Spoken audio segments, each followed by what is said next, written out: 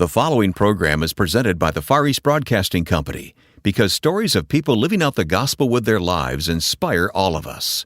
FEBC, taking Christ to the world through radio and new media. Learn more at febc.org.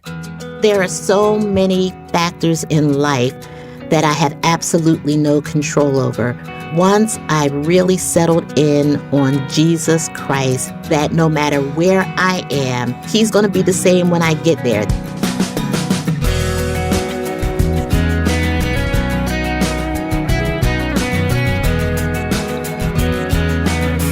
Meredith Sheppard gives her testimony of her calling as a pastor's wife on this edition of First Person. Welcome, I'm Wayne Sheppard. By the way, no relation to today's guest. These conversations are for the purpose of hearing the stories of how God uses people from all walks of life to bring honor to the Lord through their life. There are amazing stories told each week here, and they're archived online at firstpersoninterview.com. But in addition to the website, each program is posted as a podcast as well, and you can use our smartphone app to listen and or download interviews. Search for First Person Interview in your app store. Well, even if you're not in full-time ministry, so to speak, you likely know people who are, and some of them may be a pastor's wife.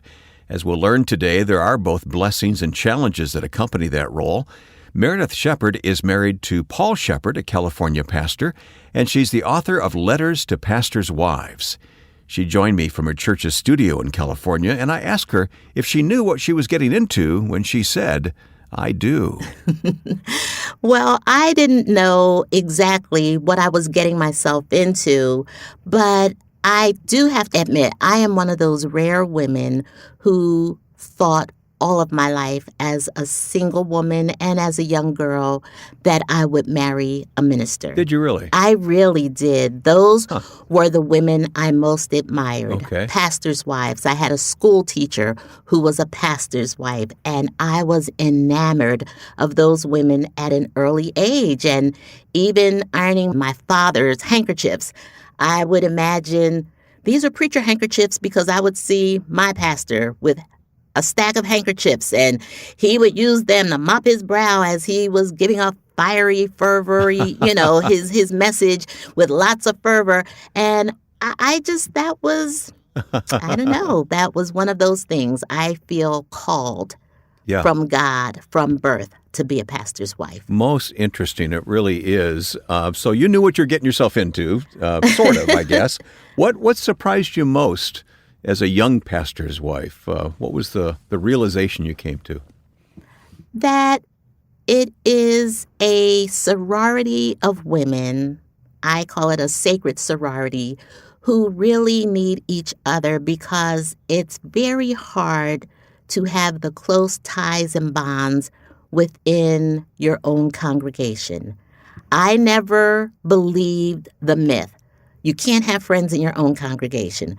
But I did live to realize the impracticalities and challenges of just sharing at a deeper, more personal level with people that your husband pastors. It's just not a lot of wisdom in that. There are some things we can talk about, child rearing, grocery shopping, swapping, recipes, but more personal things that have to do with your personal life, and of course your husband's life, not wise to share that with congregants. So I don't think I was very prepared for that. Okay, all right. So, I mean, how do you find relationships and friendships then when you have to kind of watch those guardrails, so to speak? Wayne, I could tell you a story, and it is bizarre. I would not recommend it. I would discourage it if I heard someone share it with me. But one day, out of desperation and loneliness, I literally picked up the telephone, dialed 7 digits because I wanted to stay within my area code. I didn't want to make a long-distance call. And I just dialed 7 digits, determined that I would talk to whoever picked up the phone and agreed to talk to me. And as only God would have it, a pastor's wife answered the phone. Is that right? Yes, she did. And she couldn't believe I didn't know who she was. I could not even recall the number. I said I only dialed 7 digits, but she talked to me and listened and prayed for me. And I just hope one day in heaven I get to meet who I called. Yeah. You were that desperate I was to that be able desperate. to talk openly with someone. Absolutely. I Yeah. was that desperate. Those were the early days. Now, I certainly advocate talking to another pastor's wife or Mhm. seeking out a counselor, but there are less dramatic things to do. But Yeah. it's still important to have someone that you can reach out and talk to who can relate. Yeah. Well, God protected you and Oh, guiding you to the right phone number, he didn't he? did. Well, I know that you and others, including the late Lois Evans, have had a heart for pastors' wives, and you and Lois actually networked together when she was alive. Yes, we did. We met in 1999 when both of our husbands were speakers at a conference, and the conference host wanted us to meet each other. Paul and I had never met Lois or Tony Evans, and so they arranged a lunch and took us to lunch so we could meet each other. I was super shy, and I really didn't want to talk to the Evanses, and Paul was going to meet us at the lunch because he had something to do. And I was super nervous, but once Lois started sharing her heart about pastors' wives, that was the icebreaker for me because that was also my heart, my passion for pastors' wives. And so we connected that day in over lunch. And that same year, I started going to her conference. She had a pilot just to test the waters to see if there was a felt need for pastors' wives to get together. And she held that ministry for the next 11 years. And I am proud to say that I was at every single conference from its inception. Yeah, she found a kindred spirit in you, didn't she? Very much so. Yeah.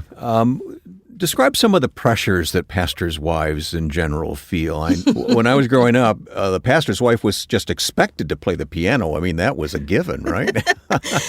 That used to be a given. I can play chopsticks and boogie woogie. That is it. That is the entirety. Mary Had a Little Lamb, maybe, but Okay, all right. that's it. I don't play piano, and That's so funny. you do have these expectations, especially if you're going to lead at a church, serve at a church that, of course, had a previous first lady, and no one can beat me being me. So that is my default position, that no one as gifted and talented, wise and educated as my husband is, he's been a broadcaster for a very long time and an awesome teacher, and but he can't come close to being better at being me. So that's what I look to, that God created only one me, and I glorify him when I am myself. Yeah, that's well said. I really appreciate that. We do put a lot of pressure on pastors' wives, don't we? I mean, you're kind of the first lady of the church. I mean, let's face it, right? Right. Do you accept that term? I do. It was a long time coming for me to grow comfortable in it, but I think the more I look at it as a mother and father, that this is a family, and we kind of represent mom and dad, and of course, children get older and take on more and more responsibility. Mom and dad don't do everything. The children help as well in a family. So being a first lady, that is no longer daunting to me. Good. And Okay. besides, I'm in my 60s now, so Yeah, we tend to learn a few things along the way, don't we? absolutely. Yeah. Well, what a great thing you've done here in writing this book, Letters to Pastors' Wives. You mentioned children. This can be pressure for the kids and for the parents, to Yes. be models to the congregation, so to speak. When little kids don't want to be models, Right. they want to be kids. Exactly. How did you deal with that? Well, I dealt with it by having my kids very well supported in the areas where they spent the most time. And just because mom and dad are the pastor and first lady of a church, my children, their neighbors, the kids in their neighborhood, and and the children they went to school with, those were the people that my children saw the most. So I made sure that I was very active in our community, in our neighborhood, knowing all the neighbors' parents, knowing all the neighbors' kids, and also volunteering at the school, making sure that my kids had good, healthy relationships in their schools, getting to know their teachers, their classmates, having gatherings at the house where the kids that my children saw every single day, they were building relationships with them. So, and putting my kids in community activities. They were very involved in the church as well, but they would see those children once a week, whereas the kids that they lived with in the neighborhood, they saw them every day and 5 days a week for their classmates. So that's where I steered them and supported them very, I was quite the advocate and supporter. Very good, very good. So did you ever have to take the tack where you sit them down and say, now look, you're the pastor's children, you need to do this or that? No, I honestly... It puts a lot of pressure on kids, doesn't it? Right, no, I never had to do that. It on the contrary, our kids started out in private Christian school, and it was wonderful for them. For me, it was great. It was a continuum of what they were learning at home. One day, there was something that happened in the schoolyard, and the teacher pulled two kids aside, and I asked how was it resolved, and the teacher sat the kids down and prayed with them. I thought that was good, but not the real world. And it was then that my husband and I decided that next term, we're going to put our kids in public school because they need a massive dose of reality, that every difficulty is not going to be settled through prayer. So we made the conscious decision to put our kids in public school where they were able to still flourish and be very well supported by their parents. They already had a great Christian foundation, and I know that they needed time with the world, even on their level. So that was a conscious decision, and the only area in which we really impressed hard upon them, do your best, be a good student. Right now, that's your job, to be a good student. You don't have to be a straight A student, although actually both our kids were, but be your best. Whatever your best is, be your best, apply yourself. And that kept them balanced and sane, and after school activities, and, but don't try to live up to being a model Christian. Just be a model person. Be your best every day. Be the best person you can be. Such good advice from Meredith Sheppard, and she'll continue as our guest in just a moment on First Person. And there are so many stories of God at work through the Far East Broadcasting Company. We just had to find a way to tell more. Well, Wayne, hearing all these testimonies has absolutely changed my life. And I want to use a podcast to be able to go deeper with some of the real stories that I get to see as the gospel's going out all around the world. And these stories will change your life too. So listen to the new weekly podcast, Until All Have Heard, from FEBC. Listen at Apple Podcasts, Spotify, and other podcast platforms, or go to febc.org. My guest is Meredith Sheppard. Meredith's husband is Paul Sheppard. His program is on the radio, Destined for Victory, and I have the privilege of hosting that program on many radio stations. And although Meredith and I have never met, we've connected online for this conversation, and I'm so glad that you're available for this, Meredith, because I don't think I've ever talked to anybody about this issue. You've written a book called Letters to Pastors' Wives. And by the way, the church that you and your husband are a part of is Destiny Christian Fellowship in Fremont, California. I want everyone to know that. And Destined for Victory is the radio program. What is the best thing that someone in the congregation ever did for you as the pastor's wife? What encouraged you? Oh, my goodness. What a question. I think when people just allow me to be me, when they don't put on airs, or there's no pretense, or when they help me to feel regular and not like the First Lady. When I get those opportunities to feel normal, that seems odd to say, but I like that. when I can just come over to your house and sit on the floor and do something, or just hang out in the kitchen, or not be served, where we can just be normal and regular and laugh and watch a silly TV show and laugh till we cry and just be normal.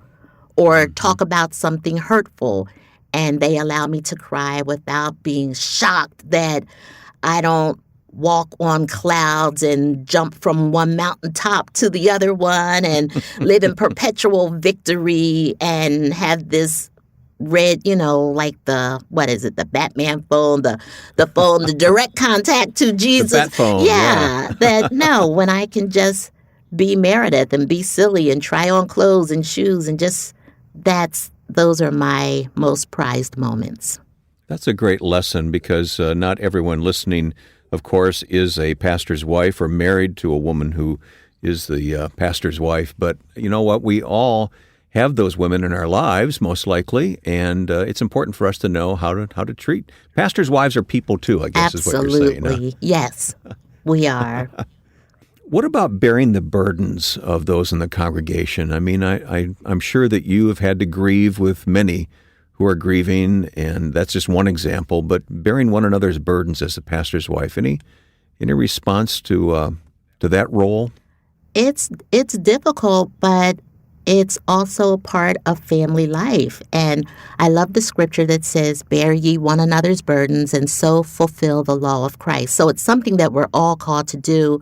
But I do think in ministry, you get to do it a lot more often, unless you just work in some kind of crisis ministry. But I think one of the most profound lessons I learned was to weep with those who weep. I wanted to be strong. I wanted to be seen as strength walking through the door. But when a member has a family member who may have just passed away, or they're calling you because someone is dying, literally in that moment, they are facing eternity, to come alongside them, to be bedside, it's okay to cry with them. And that is just the gift of presence is huge, and that you are deeply impacted and that you can weep with those who are weeping, that it's okay. And I don't have to blink back my tears and try to be this impenetrable force when I come in, that I can be a grieving sister right alongside my brothers and sisters who are hurting. That's well said. In your book, Letters to Pastors' Wives, you talk about the fact, and Paul has been on this program and told us about the decision to leave Philadelphia and to move all the way to the West Coast. And that brings up the fact that pastors and their families have to pull up roots sometimes and move. You did, from the East Coast to the West Coast. Right. What are some of the things you had to wrestle with? Coming to California because they had earthquakes here. And once Paul and I had come out to California before moving here, and there was an earthquake. And no. I promised that would be my last trip to California. And it had been for a few years. Paul returned. Okay, see, that was your mistake, saying that you would never live there. I said that about Chicago. I said I'd never live in Chicago, and I've been here all these years. So. Well, right. They say never. So we did come to California. We moved here in 1989, right in time for the Loma Prieta earthquake. And but other than natural disasters, which thankfully we survived and all is well, but moving to California was not difficult. So I don't mean the state itself, but moving wasn't difficult. I was antsy on the East Coast. I knew that the Lord had something for Paul, and as his wife, it involved me. I didn't know what it was, where it would be. But honestly, when Paul was very certain that the Lord was calling him to California, my immediate reaction was to feel like I was packing up to go home. And your calling is his calling, huh? It was for me, but I understand it's not for lots of women married to pastors, that the sense of home where they presently live and the prospect of having to uproot and move away where you don't know your congregants, your neighbors, the neighborhood, what schools you'll put your kids in. I know that that's not easy for so many people. I was an exception in that regard. I felt like for the first time, I'm going home. Yeah. So that transition was not difficult for me. Mm-hmm. You said in your book that the Bible is your most important book. Absolutely. And you spend your time there. Talk to me about keeping your relationship with the Lord fresh when you've got all these other things swirling around and all the demands of ministry and people and things to do in the church, and yet keeping your walk fresh with Christ. How do you go about doing that? Well, He is the same yesterday, today, and forever. He does not change. Life changes. Day to day, things happen. My to-do list changes. There are so many factors in life that I have absolutely no control over. But once I really settled in on Jesus Christ, He is the same. That no matter where I am, He's already there. He's going to be with me there. He's going to meet me, and that He's going to be the same when I get there. That He's never going to be new or get funny, even if I fail to hold up my end of the relationship. When I am not in ongoing communication with Him, He's not going to hold that against me, that He loves me, that He forever welcomes me into His presence, that only as I stay really tightly connected to Him am I the best Meredith I can be. Once I understood that, meeting with Him regularly, putting Him first, living out that scripture, seek first the kingdom of God and His righteousness, I don't do good without Him. Some people drink coffee. They're not good without their coffee. I'm not good without my daily cup of Jesus. I'm not good without that. And so years ago, I started the habit. I didn't know when I started that it would become a habit of reading the Bible in its entirety annually. I did it just because I thought, I don't think I've ever read the Bible from cover to cover. And it was not a bucket list item, but it was something that I wanted to do. And when I finished, it was like, okay, check, done. I've read the Bible in its entirety. But then I found myself wanting to do it the next year. And right. maybe it's the living word, isn't it? There's always something new. Yeah. And sometimes there's something that was not highlighted. And it's like, oh my gosh, I don't ever remember reading that, but I know I have. And so that's the pull and the desire. It's the same. It's, like I said, it's what keeps me at my best. It keeps my edge sharp. When I get a little dull, it's usually because there's a little too much distance between me and the Lord, me and the Word. I appreciate Meredith Sheppard sharing the lessons she's learned as a pastor's wife. There's even more in her book, Letters to Pastors' Wives, and we'll provide a link to the book at firstpersoninterview.com. Meredith and her husband Paul serve Christ at Destiny Christian Fellowship in Fremont, California. Please join me in thanking the Far East Broadcasting Company for making First Person possible. I invite you to go to FEBC.org and learn how the gospel of Jesus Christ is being proclaimed in many countries via the radio and internet. At FEBC.org, you can learn how to pray for countries. You can listen to the podcast Until All Have Heard and learn much more about the ministry. Just go to FEBC.org. Now, with thanks to my friend and producer Joe Carlson, I'm Wayne Sheppard. Thanks for listening to First Person.